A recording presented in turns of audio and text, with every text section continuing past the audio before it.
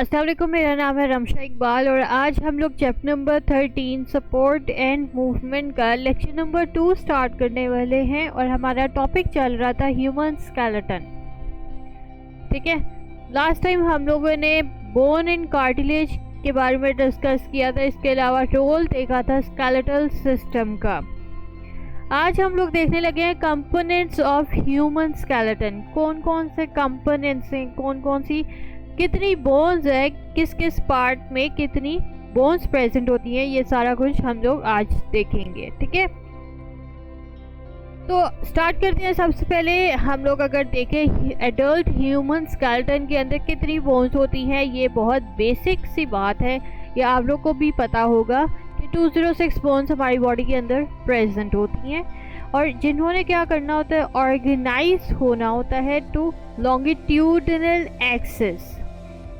मतलब ये कि इन्होंने खुद को सिमेट्रिकली अरेंज इस तरह से करना होता है into the longitudinal axis. Longitudinal axis कौन सी एक्सिस होती है मैं आपको बताती हूँ कि जो अगर हम लोग अपनी बॉडी को वर्टिकली दरमियान से हाफ करें ना, लाइन ड्रॉ करें अगर सेंटर से, तो ये हमारे पास लॉन्गिट्यूडनल एक्सिस होता है। वर्टिकली जो हम लोग सेंटर से लाइन ड्रॉ करेंगे, ठीक है। तो इस तरह से हमारी 206 बोन्स ने खुद को ऑर्गेनाइज करना होता है इनटू द लॉन्गिट्यूडनल एक्सिस, जिसे हम लोग एक्सियल स्केलेटन कहते हैं। और इस स्केलेटन के साथ अपेंडिकुलर स्केलेटन अटैच हुआ होता है। ये कौन कौन से स्केलेटन हैं, ये अब हम लोग डिटेल के साथ स्टडी करते हैं, फिर आप लोग को समझ में आ जाएगी। एक्सियल स्केलेटन के अंदर 80 बोन्स होती हैं। और ये कौन से पार्ट्स में होती है, ये हेड आता है हमारी, इसमें चेस्ट आती है, इसमें हमारी ट्रंक आती है, इसमें हमारी बैक आती है। तो ये सारी बोन्स जो होती हैं ये एक्सियल स्केलेटन बनाती है। ठीक है, एक बार फिर देख लें कि जो ऊपर हेड है हमारा, आगे फ्रंट चेस्ट है, पीछे हमारी बैक है, ठीक है, और ट्रंक आती है। बाकी ये जो आर्म्स हैं और लेग्स हैं, हिप्स हैं, शोल्डर्स हैं, ये हमारी अपेंडिकुलर स्केलेटन होती है, जो कि एक्सियल स्केलेटन के साथ अटैच हुई होती हैं। ठीक है, अब आपको समझ आ गई कि एक्सियल और अपेंडिकुलर में क्या डिफरेंस होता है। तो एक्सियल में ये वाले पार्ट्स आते हैं, हेड, ट्रंक, चेस्ट, और इस तरह के ये जो फ्रंट वाले जो पार्ट होते हैं ये वाले आते हैं। ठीक है, अच्छा, इसके अंदर 5 पार्ट्स होते हैं, वही आगे बताया हुआ है कि कौन कौन से पार्ट्स होते हैं और उनके अंदर कितनी कितनी बोन्स प्रेजेंट होती हैं। सबसे पहला पार्ट आता है स्कल, जो कि ब्रेन के बाहर ये जो बोन होती है जिसने ब्रेन की प्रोटेक्शन करनी होती है, उसे हम लोग स्कल कहते हैं। ठीक है, स्कल के अंदर 22 बोन्स होती हैं। और 22 बोन्स को भी हम लोग अगर फर्दर डिवाइड करें तो इस 22 बोन्स में से 8 बोन्स जो है हमारी क्रेनियल बोन्स होती हैं, जो कि ब्रेन के इर्द गिर्द प्रेजेंट होती हैं। ठीक है, वो हमारी क्या है, क्रेनियल बोन्स होती हैं। और जो आगे ये स्कल के जो आगे जो फ्रंट साइड पे जो बोन्स होती हैं, जो फेस की होती हैं, वो हमारी फेशियल बोन्स होती हैं, जो कि 14 होती हैं। तो 14 और 8 मिलके जो है वो 22 बोन्स बनाती है, जो कि पूरा एक स्कल होता है। ठीक है, उसके बाद आती हैं 6 हमारी मिडल ईयर ऑसिकल्स होती है। मिडल ईयर ऑसिकल्स, ये हम लोग ने जब ईयर के बारे में स्टडी किया था तो हम लोगों ने देखा था कि उसके स्ट्रक्चर के अंदर कि मिडल ईयर के अंदर ऑसिकल्स प्रेजेंट होती है 3, जो कि हम लोगों ने स्टडी की थी मैलियस इनकस स्टेप्स। ठीक है, तो ये दोनों ईयर्स में 3 प्रेजेंट होती हैं। और ये हमारी ये भी एक्सियल स्केलेटन में ये वाली बोन्स आती हैं। उसके बाद आती है हायोइड बोन, ये वाली नेक में हमारी ये बोन प्रेजेंट होती है। ठीक है, इसके बाद आता है वर्टिब्रल कॉलम। वर्टिब्रल कॉलम ये जो पीछे वाला पूरा कॉलम होता है जिसने स्पाइनल कॉर्ड की प्रोटेक्शन करनी होती है, उसके इर्द गिर्द ये वाला वर्टिब्रल कॉलम प्रेजेंट होता है, जिसके अंदर क्या होती है 26 वर्टिब्री होती हैं या बोन्स होती हैं। ठीक है, तो एक्सियल स्केलेटन में हमारी ये बैक साइड भी आ गई। उसके बाद आती है चेस्ट। चेस्ट में हमारे पास चेस्ट किससे बनी होती है, पहले तो ये देखें, चेस्ट 2 तरह की बोन से मिलके बनी होती हैं। एक तो आती है स्टर्नम, जो कि हमारी ब्रेस्ट बोन होती है। ठीक है, चेस्ट में एक तो स्टर्नम से मिलके बना होता है, और दूसरा ये आता है इसके अंदर 24 रिब्स आती हैं। ठीक है, जो कि लंग्स के इर्द गिर्द होती हैं। तो 24 रिब्स की बात कर रही हूँ। और अगर हम पेयर्स के लिहाज से बात करें कि दोनों साइड्स में होती हैं रिब्स, तो अगर पेयर्स के लिहाज से देखें तो 12 पेयर्स होते हैं, ठीक है, लेकिन टोटल हमारे पास 24 रिब्स होती हैं। तो ये हमारे जो सारे पार्ट्स हैं, स्कल आ जाता है, मतलब हेड आ जाता है, ट्रंक आ जाता है, या चेस्ट आ जाती है, ये बैक साइड आ जाती है, ये हमारा एक्सियल स्केलेटन है। ये सारी बोन्स क्या है, कौन से स्केलेटन में आती है, एक्सियल में आती हैं। अब हम लोग अपेंडिकुलर स्केलेटन की बात करते हैं। अपेंडिकुलर स्केलेटन में अगर हम देखें तो ये 126 बोन्स से मिलके बना होता है।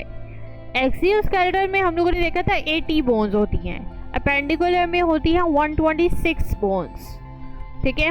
अब इसमें कौन कौन से पार्ट्स आते हैं, सबसे पहले इसमें आता है पेक्टोरल गर्डल या शोल्डर गर्डल, ठीक है। तो ये पेक्टोरल वाली बोन्स कौन सी होती हैं, यही जो शोल्डर वाली होती हैं। और इसमें कितनी बोन से मिलके बना होता है, ये 4 बोन से मिलके बनी होती हैं, ठीक है। इसके अलावा आगे आती है हमारी आर्म्स। शोल्डर के आगे क्या होती है, आर्म्स में हमारी होती है 6 बोन्स। 6 बोन्स के आगे आते हैं हमारे दोनों हैंड्स की बात हो रही है, इसमें हमारी होती है 54 बोन्स। दोनों हैंड्स के टोटल बताया हुआ है कि कितनी बोन्स है, 54। और अगर एक हैंड की बात करेंगे तो आप इसको डिवाइड करेंगे विद 2। तो अगर डिवाइड करें तो आएगा 27 बोन्स, ठीक है। तो एक हैंड में कितनी होंगी, 27। पेल्विक गर्डल की बात करें, पेक्टोरल गर्डल वो वाला था जो कि शोल्डर में होता है। पेल्विक गर्डल जो होता है वो हिप्स वाली साइड में होता है, ठीक है। अब लेग्स की बात आ गई है। पेल्विक गर्डल में 2 बोन से मिलके बना होता है, पेक्टोरल में हमने देखा वो 4 बोन से मिलके बना होता है, ठीक है। लेग्स की बात करें वो भी 6 होती हैं, जिस तरह से आर्म्स होती हैं। और बोथ फीट की बात हो रही है तो वो भी 54 बोन से मिलके बनी होती है, जिस तरह से हमारे दोनों हैंड्स 54 बोन से मिलके बने होते हैं, ठीक है। तो ये सारी हमारे पास हर पार्ट के डिफरेंट नंबर है, हर एक बोन्स का, ठीक है, हर पार्ट के बोन्स का।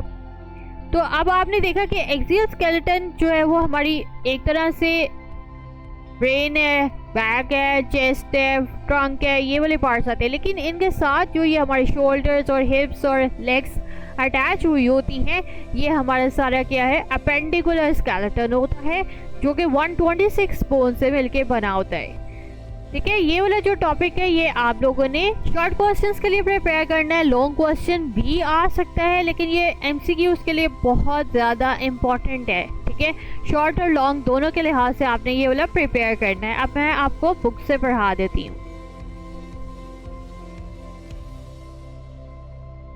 यहाँ से आज हम लोगों ने स्टार्ट किया कंपोनेंट्स ऑफ ह्यूमन स्केलेटन में। सबसे पहले हमने देखा कि एडल्ट ह्यूमन स्केलेटन में 206 बोन्स होती हैं, जिसके अंदर 2 स्केलेटन है, एक्सियल स्केलेटन और अपेंडिकुलर स्केलेटन।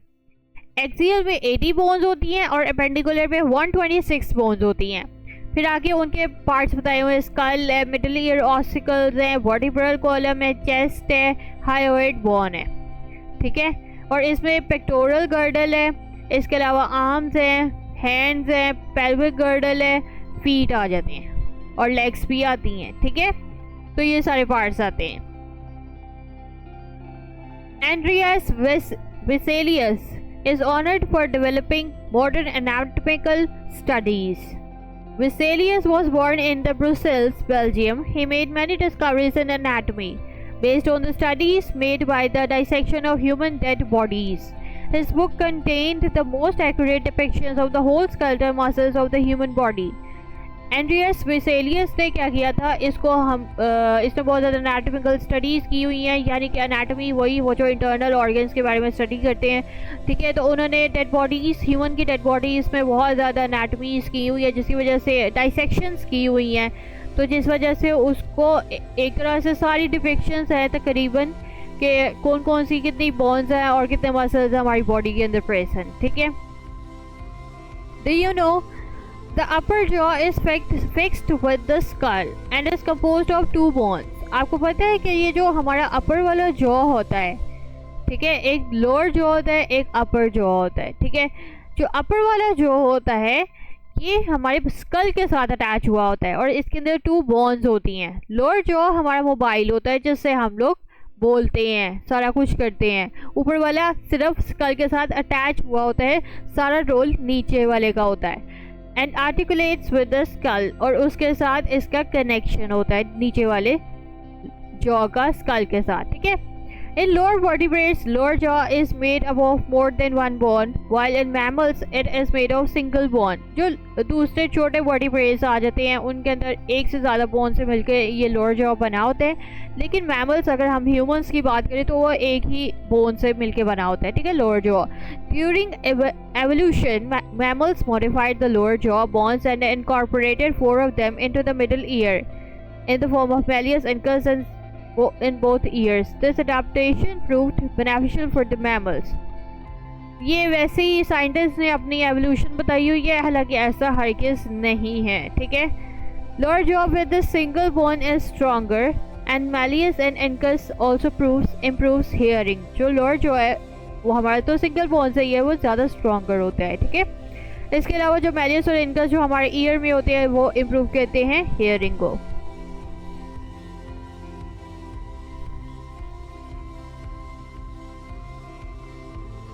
ये हमारे पास पूरा स्केलेटन है, ठीक है। ये ऊपर हमारे पास स्कल है, फिर उसके बाद इसमें ये पेक्टोरल गर्डल आता है जो कि पेंडिकुलर स्केलेटन का होता है, ठीक है। ये हमारे पास रिब केज आता है सारा जो कि चेस्ट बोन में आती है, ठीक है। इसके बाद ये वर्टिब्रल कॉलम जो कि बैक साइड में होता है, ये सारा इधर वाली साइड जो है वो ये वाले ऊपर वाले ये एक्सियल स्केलेटन है, ठीक है। अब शोल्डर्स की बात करें, पेक्टोरियल गर्डल आ जाता है, आर्म्स आ जाते हैं, हैंड्स आ जाते हैं, पेल्विक गर्डल आता है, फीट आ जाती हैं, लेग्स आ जाती है, ये सारा अपेंडिकुलर स्केलेटन आता है, ठीक है। You can see in the diagram the thigh bone is the longest bone in our body, ठीक है। Recall your knowledge and name the smallest bone. ये जो हमारी थाई बोन होती है ये सबसे लॉन्गेस्ट बोन होती है हमारी बॉडी की। अच्छा, स्मॉलेस्ट बोन जब हम लोगों ने स्टडी किया था तो बताइए ज़रा कौन सी सबसे स्मॉलेस्ट बोन थी? वो थी स्टेप्स, जो हमारे ईयर के अंदर प्रेजेंट होती है, वो हमारी बॉडी की सबसे स्मॉलेस्ट बोन है, ठीक है। तो अगर आपको वीडियो पसंद आई है तो लाइक करें, शेयर करें, सब्सक्राइब करें। लिंक आपको ये नोट्स का डिस्क्रिप्शन में मिल जाएगा, साथ में एक और लिंक दिया हुआ जो कि फुल बुक है। अगर आपने वहाँ से स्टडी करना है तो आप वहाँ से भी कर सकते हैं। अगर किसी चीज़ की समझ नहीं आ रही तो नीचे कमेंट्स में पूछें, ठीक है। और ये आपने topic long question, short question और MCQs के लिए तो लाजमी तौर पर याद करना है, ठीक है। तो आज के लिए इतना ही। अल्लाह हाफ़िज़।